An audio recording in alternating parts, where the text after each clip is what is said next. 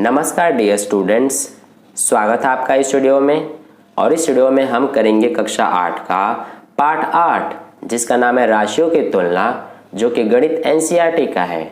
और dear students, ये जो हमारा वीडियो है ये परिचय यानी कि इंट्रोडक्शन का पार्ट 2 वीडियो है, ठीक है। इससे पहले मैंने पार्ट 1 का वीडियो बनाया है जिसमें मैंने इस चैप्टर से रिलेटेड जितने भी इंपॉर्टेंट पॉइंट्स हैं उनमें से कुछ पॉइंट्स को उस वीडियो में मैंने डिस्कस किया है। और जो मोस्ट इंपॉर्टेंट पॉइंट्स रह गए हैं जैसे कि चक्रवृद्धि ब्याज, इसको हम इस वीडियो में डिस्कस करेंगे, ठीक है। तो इसलिए मेरा आपसे ये रिक्वेस्ट है कि अगर आपने पार्ट 1 का वीडियो अभी तक नहीं देखा है तो उस वीडियो का लिंक आपको इस वीडियो के डिस्क्रिप्शन में मिल जाएगा, वहाँ क्लिक करके आप देख सकते हैं, ठीक है। तो चलिए अब हम यहाँ स्टार्ट करते हैं और समझते हैं कि चक्रवृद्धि ब्याज क्या होता है। तो डियर स्टूडेंट्स, चक्रवृद्धि ब्याज को समझने से पहले आपको यहाँ पर ये समझना जरूरी है कि ब्याज क्या होता है, ठीक है। तो चलिए हम सबसे पहले यहाँ पर ब्याज समझते हैं। तो देखिए यहाँ पर हम एक एग्जांपल लेते हैं। जैसे मान लीजिए यहाँ पर कि एक राम नाम का कोई एक व्यक्ति है, ठीक है। इसको यहाँ 1000 रुपये की जरूरत है। अब इस 1000 रुपये लेने के लिए राम अपने गांव के ही एक साहूकार के पास जाता है।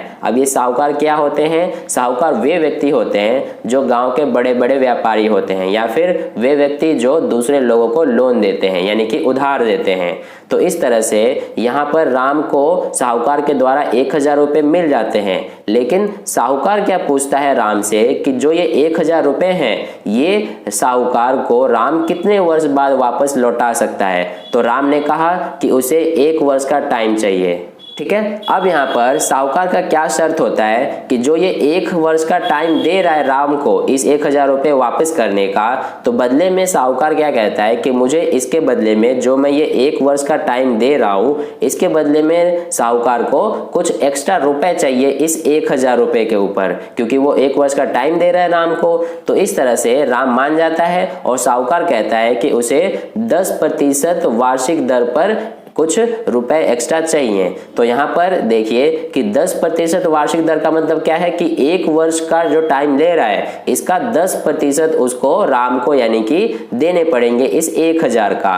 तो देखिए 1000 का अगर हम 10% निकाले तो ये कितने हो जाएंगे? ये हमारे हो जाएंगे 100 रुपये। यानी कि जो ये 100 रुपये हैं यही क्या है? वो रुपए हैं जो कि राम के द्वारा साहूकार को एक्स्ट्रा देने पड़ेंगे। यानी कि ये 1000 रुपए तो देने ही पड़ेंगे, बदले में ये 100 रुपए भी देने पड़ेंगे। तो ये कितने हो जाएंगे? टोटल 1100 रुपए, ठीक है। तो इस तरह से टोटल 1100 रुपए देगा राम इस साहूकार को 1 वर्ष बाद। तो इसी तरह से ये जो 100 रुपए एक्स्ट्रा दे रहा है राम इस साहूकार को, इसी को हम क्या कहते हैं? ब्याज कहते हैं। तो आई होप आपको ब्याज अच्छे से समझ में आ गया है।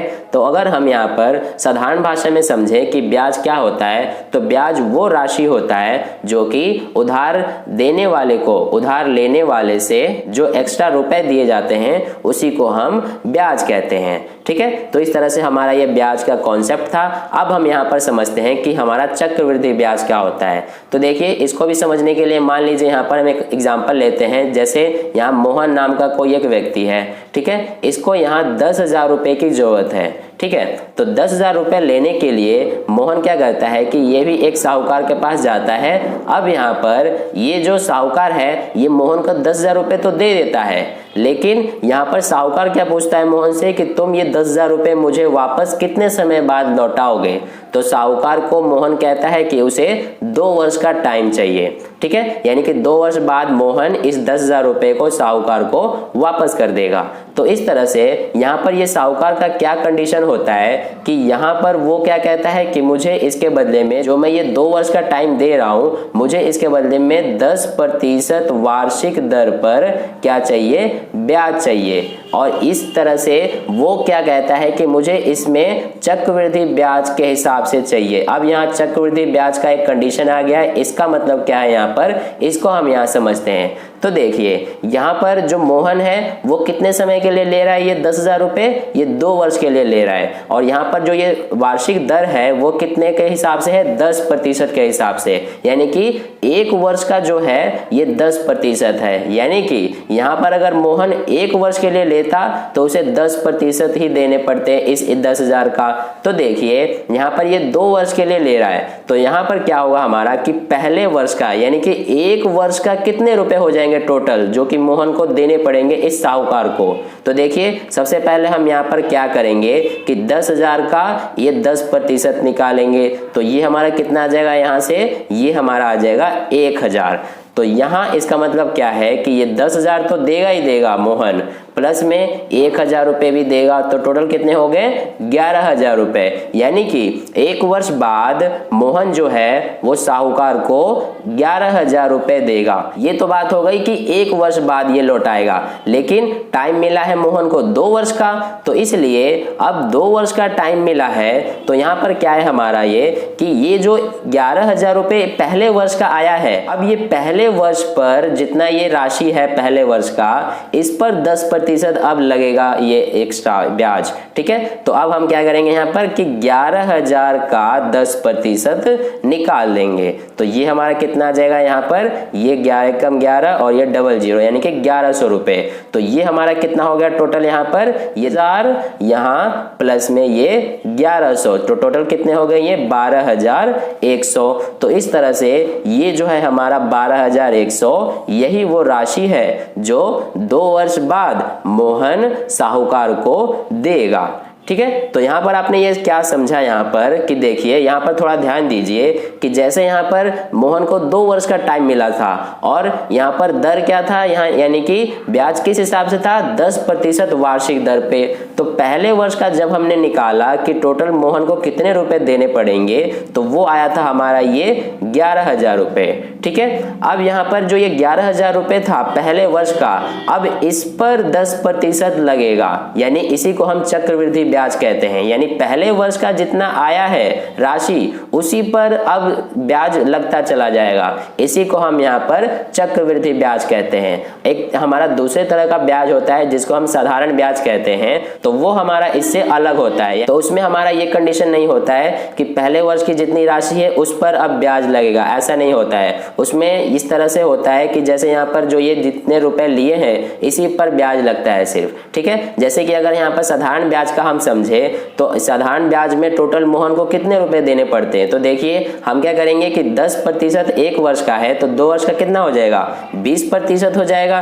तो इसलिए हम यहाँ क्या करेंगे कि 10,000 का 20% निकाल देंगे, तो ये हमारा कितना आ जाएगा यहाँ पर 2,000 रुपये। यानी कि 10,000 रुपये प्लस में 2,000 रुपये कितने हो जाएंगे टोटल 12,000 रुपये। तो यहाँ पर आप देख रहे हैं कि साधारण ब्याज पर लेने पे ये टोटल 12,000 रुपये ही हो रहे हैं, लेकिन चक्रवृद्धि ब्याज पर लेने पे ये 12,100 रुपये हो रहे हैं, यानी कि टोटल 100 रुपये ज्यादा हो रहे हैं। तो इसी को हम यहाँ पर चक्रवृद्धि ब्याज कहते हैं। एक बार मैं और रिपीट कर देता हूँ कि यहाँ पर चक्रवृद्धि ब्याज में क्या होता है हमारा कि जो उधार हम लेते हैं उसका पहले वर्ष का जो ब्याज होता है उसमें जोड़ने पर जो राशि आती है हमारी पहले वर्ष की, उसमें अब हम ब्याज लगाते चले जाते हैं। ठीक है, अब यहाँ पर अगर 3 वर्ष का होता तो ये हमारा जो पहले वर्ष की कुल राशि आई है 11,000 रुपये, इस पर ये 10% लगता, फिर ये 12,100 आया है, अब ये 12,100 रुपये पे फिर 10% लगता।